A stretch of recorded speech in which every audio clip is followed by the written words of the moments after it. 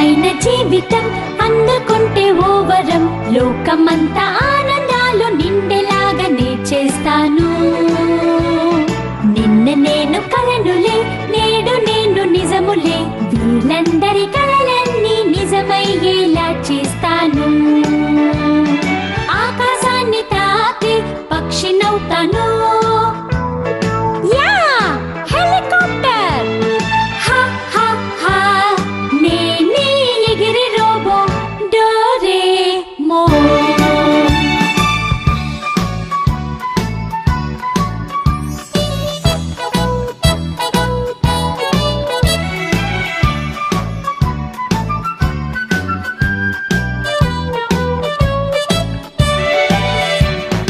అందమైన జీవితం అందుకుంటే ఓ వరం, లోకమంతా